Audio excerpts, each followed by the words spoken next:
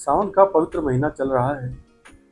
हम सब मंदिर जाते हैं, जल चढ़ाते हैं और शिवलिंग पर बेलपत्र भी अर्पित करते हैं।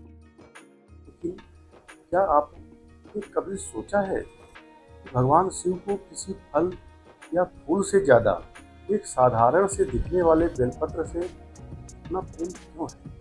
शास्त्रों में यहाँ तक कहा गया है कि करोड़ों स्वर्ण कमल चढ़ाने से जो पुण्य मिलता है वह केवल एक बेलपत्र शिवलिंग पर अर्पित करने से प्राप्त हो जाता है।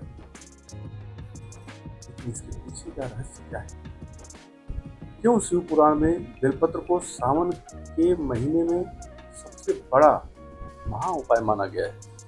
आज के इस वीडियो में हम शिव पुराण के पन्नों को पलटेंगे और जानेंगे समुद्र मंथन की वो पौराणिक कथा जिसने बेलपत्र को महादेव का सबसे प्रिय पत्र बना दिया।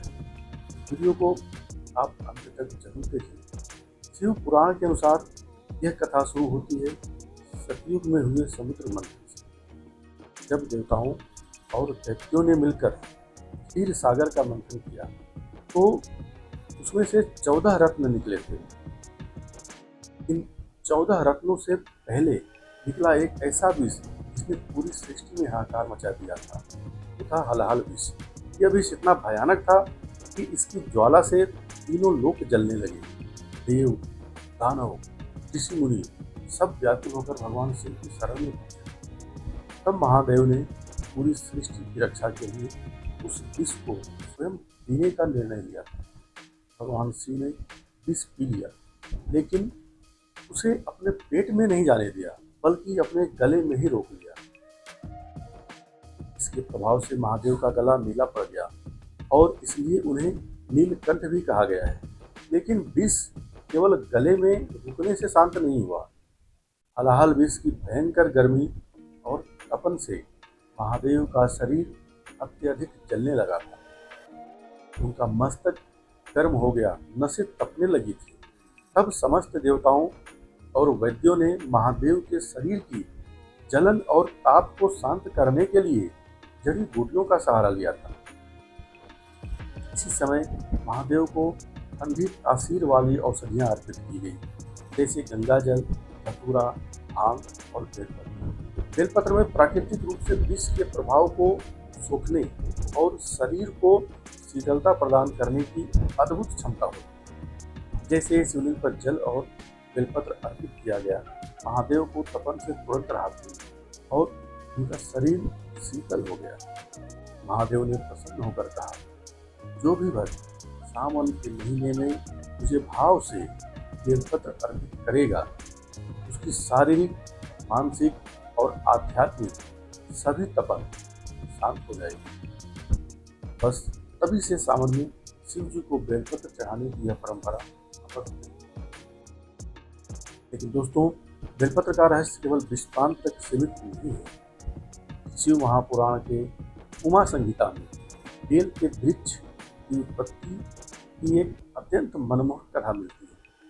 जब एक बार माता पार्वती ने अपनी उंगलियों से अपने माथे पर आया पसीना पोंछा और उसकी एक बूंद मंदार पर्वत पर जाकर गिरी। उस पावन बूंद से मंदार पर्वत पर एक वृक्ष उत्पन्न हुआ जिसे बिल्व वृक्ष कहा गया। क्योंकि यह वृक्ष माता पार्वती के पसीने से उत्पन्न हुआ था, इसलिए इसमें देवी पार्वती के सभी रूपों का वास माना जाता है।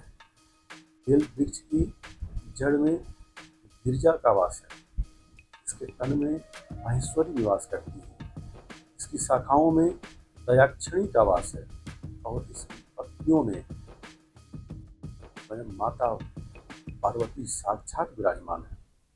विष्णु पुराण कहते हैं कि जब आप शिवलिंग पर बेलपत्र चढ़ाते हैं तो आप केवल एक पत्ता नहीं चढ़ा रहे होते, आप शिव और शक्ति दोनों का एक साथ पूजन कर रहे होते हैं। यही कारण है कि महादेव को बेलपत्र प्रिय है, क्योंकि इसमें उनकी अर्धांगिनी शक्ति का अंश बसा है। आज बात करते हैं बेलपत्र के आकार की। आपने ध्यान दिया होगा, एक बेलपत्र में मुख्य रूप से 3 पत्तियां जुड़ी होती हैं एक साथ। इन 3 पत्तियों का शिव पुराण में बहुत गहरा अर्थ बताया गया है। पहला यह विवेक यानी ब्रह्मा, विष्णु और महेश का प्रतीक है। दूसरा यह मानव शरीर के तीनों गुण सत्य, रज और तम को दर्शाती है। और तीसरा महादेव की तीनों आंखें और उनके अस्त्र त्रिशूल का प्रतीक है। बेलपत्र अर्पित करने के भी बहुत सारे नियम बने हैं, जिसमें कि 4 नियम इस तरह से हैं। सावन में जब आप मंदिर जाएं तो बेलपत्र चढ़ाते समय इन 4 नियमों का विशेष तौर पर ख्याल रखें। पहला है, बेलपत्र कभी भी कटा फटा, टूटा या कीड़ा लगा हुआ नहीं होना चाहिए, स्वच्छ होना चाहिए, पत्ता पूरी तरह से खंडित होना चाहिए। दूसरा यह कि बेलपत्र की चिकनी सतह हमेशा शिवलिंग को स्पर्श करनी चाहिए, यानी चिकना भाग नीचे की तरफ और खुरदरा भाग ऊपर होना चाहिए। तीसरा नियम हमें ये बताता है कि बेलपत्र को हमेशा अनामिका अंगूठे और मध्यमा अंगुली की मदद से पकड़ कर ही अर्पित करें।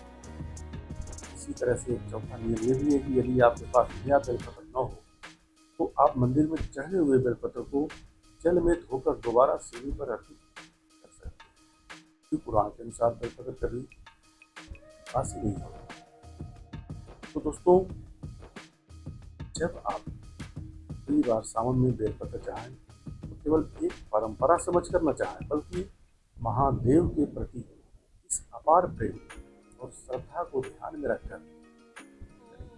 अगर आपको शिव पुराण की ये जानकारी पसंद आई हो तो इस वीडियो को अपने परिवार और दोस्तों के साथ शेयर जरूर करें, ताकि वे भी सावन में बेलपत्र का सही महत्व जान सकें। कमेंट बॉक्स में हर हर महादेव या ओम नमः शिवाय ना भूलें। नमस्कार।